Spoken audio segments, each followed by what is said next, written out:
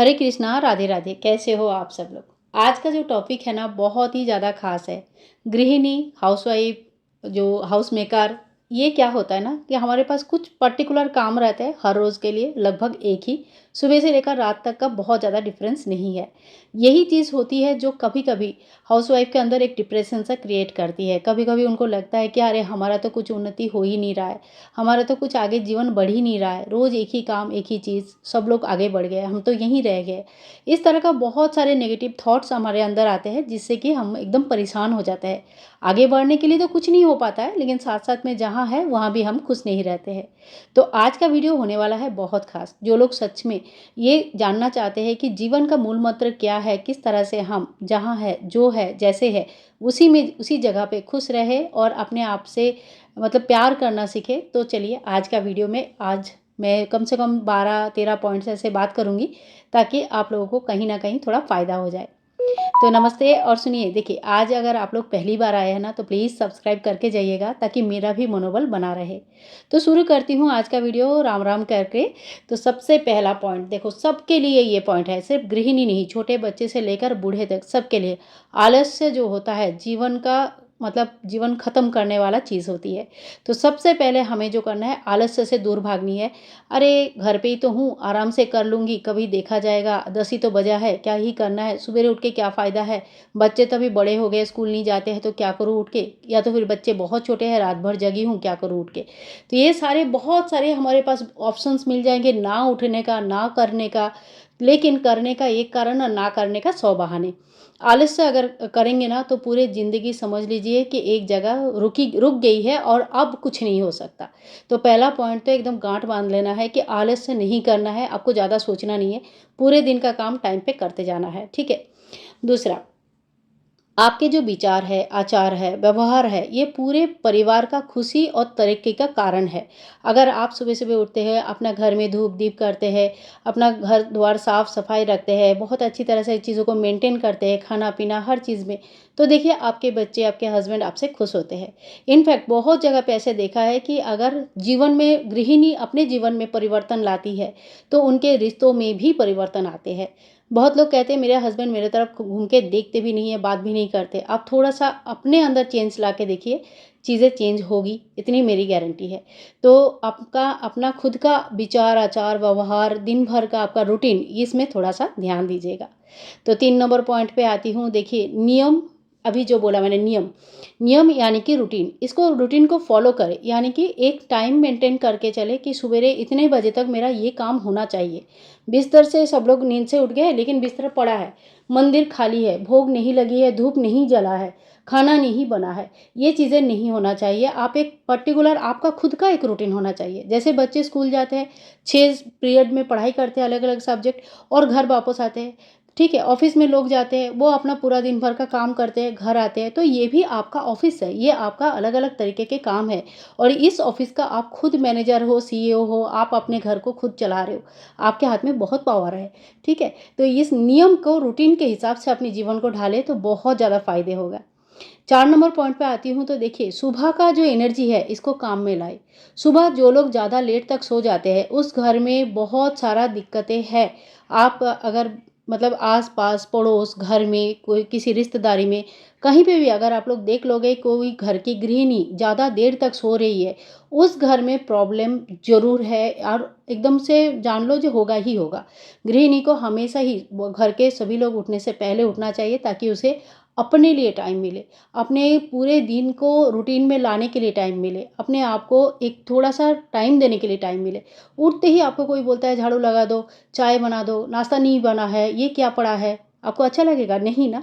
तो थोड़ा-सा पहले उठिए, अपना काम को व्यवस्थित करें और अपने लिए टाइम, आप ये दूसरे के लिए नहीं कर रहे, आप अपने लिए कर रहे हैं। अपने आप को एक चैन भरी ज़िंदगी देने के लिए कर रहे हैं, ठीक है? तो सुबह का ये जो एनर्जी है ना, इसको काम में लाइए। 5 नंबर पॉइंट में आती हूँ, तो देखिए शुद्ध विचार रखें, सादा जीवन, ठीक है? अपने विचार को शुद्ध रखें, जीवन को सादा रखिए, देखा-देखी कुछ मत कीजिए, ना नकल नहीं करना है। उसके घर में ऐसा बेड देखा है मैंने, मुझे भी यही चाहिए, उसके घर में ऐसा फ्रिज देखा है मुझे भी वही वाला चाहिए। तो ये जो चीज़ होती है नकल करना, ठीक है? ये बहुत बुरी है, ये इसमें हम सब कुछ भुला देते हैं, बस हमारे दिमाग में रहता है कि हमें बस वो चीज़ चाहिए। जैसे छोटे बच्चे शुरू करते हैं ना, मुझे ये चीज़ चाहिए, रोना गाना कैसे भी है चाहिए, और थोड़े दिन बाद वो चीज़ कहीं फेंका पड़ा रहता है, उसका कोई वैल्यू नहीं रहती है। तो हमारा भी, बड़े का भी जीवन ऐसे ही है। अगर हम समझ लें कि हमें ज़रूरत है तो हमें चाहिए, इस बात से आपको बहुत तसल्ली मिलेगी कि हमें ज़रूरत थी और हमें मिला, हमने उसके लिए मेहनत किया, पैसे जमा किया और हमने खरीदा। लेकिन ज़बरदस्ती जब आप कोई चीज़ करोगे, किसी का नकल करोगे, तो फिर वो आपको सिर्फ़ और सिर्फ़ दुःख देगा और कुछ नहीं। तो इस चीज़ को ना थोड़ा-सा बैठ के ध्यान से विचार करना, हर एक पॉइंट को। कोई भी पॉइंट आपको लगे गलत है तो मुझे ज़रूर कमेंट करके बताना। 6 नंबर पे आती हूँ। देखिए, किसी का बुराई करना, निंदा करना, चुगली करना सबसे ज़्यादा आसान काम है। सबसे ज़्यादा आसान, क्योंकि दूसरों का बुराई हमें सबसे पहले दिखता है और अपना बुराई हमें सबसे बाद में दिखती है। तो ये, इस बात से तो कोई ना नहीं कर सकता। ठीक है, आपको अपना बुराई नहीं दिख रहा है, कोई बात नहीं। आपको दूसरे का भी बुराई नहीं करनी है। घर में जितना हम बुराई करते हैं, जितना हम निंदा करते हैं ना, सच मतलब एकदम प्रैक्टिकली सोचिए। आप मान लो घर में किसी के बारे में बोल रहे हो कुछ, वो बंदा आपके सामने नहीं है, आप बोले जा रहे हो, आपके घर में बहुत सारे नेगेटिव वर्ड्स यूज़ हो रहे हैं और आपके घर में नेगेटिविटी बढ़ रहा है। इस बंदे के बारे में, जिस बंदे के बारे में आप बोल रहे हो, उनको तो सुनाई भी नहीं दिया, वो तो वहाँ पे है ही नहीं, उनको तो पता भी नहीं चला, तो फिर उनको कोई व फ़र्क पड़ा क्या? नहीं ना। तो उनको कोई फ़र्क नहीं पड़ेगा। फ़र्क पड़ेगा जो बंदा निंदा कर रहा है, चुगली कर रहा है, उसको फ़र्क पड़ेगा, क्योंकि वो अपने घर में नेगेटिव वर्ड्स यूज़ कर रहे हैं और वो वर्ड्स एक एनर्जी है, जो कि आपके घर की नेगेटिविटी को बढ़ाता है, ठीक है? तो इस तरह से बुराई, निंदा से दूर रहिए। फिर देखिए 7 नंबर पॉइंट्स में आती हूँ, तो हमेशा ना जो कपड़े पहनेंगे, महँगे कपड़े की ज़रूरत नहीं है, लेकिन धुली हुई साफ पोशाक पहनें। फटा, पुराना या तो फिर मतलब धूल-मिट्टी लगी हुई, गंदा दिख रहा है, इस तरह से कपड़े कभी मत पहनिएगा, क्योंकि उस तरह का कपड़े जो गृहिणी पहनती है, उसके घर में लक्ष्मी नहीं रहती है। तो अपने कपड़ों पर ध्यान दें। ज़रूरी नहीं है नया कपड़ा है, पुराना कपड़ा चलेगा, बट वो साफ-सुथरा होना चाहिए, धोआ हुआ होना चाहिए, एकदम सही होना चाहिए पोज़ीशन में, ठीक है? इसके बाद देखिए 8 नंबर पॉइंट पे आती हूँ, तो अपने हॉबी को पहचानें, आपको क्या अच्छा लगता है, ड्राइंग, पेंटिंग, लिखना, बोलना, पढ़ना, गाना गाना। उसके लिए आप कुछ नहीं तो 10-15 मिनट तो दीजिए। ये आपकी मेंटल हेल्थ को बहुत अच्छा करता है। 9 नंबर पॉइंट पे आती हूँ, तो देखिए घर को व्यवस्थित रखिए, साफ रखें, सुकून की जगह है घर। अगर घर व्यवस्थित होगा तो उस जगह पे आके आपको और आपके घर वालों को, सभी को अच्छा लगेगा। इसी घर में हम लोग रहते हैं, तो ये घर व्यवस्थित होना चाहिए। 10 नंबर पॉइंट पे आती हूँ, तो देखिए घर पर कपूर, धूप, चंदन, फूल आदि का यूज़ करें, जिसकी जो खुशबू होती है ना, ये हमारे मन को बहुत ज़्यादा फ्रेश करती है, ठीक है? और किसी से भी ईर्ष्या नहीं करना है, देखा-देखी मतलब कोई खर्चा करना है, कंपैरिज़न करना है, दूसरे से जो जलना होता है, ठीक है? ये घर को ख़त्म कर देता है। तो ईर्ष्या बिल्कुल भी नहीं करना है। बिल्कुल भी ऐसा नहीं कि उसने ऐसा किया, उसने ऐसा किया, मेरे साथ वैसा किया, ठीक है, आपके साथ बुरा हुआ, आप उनके साथ रिश्ता मत रखें, बस हो गया।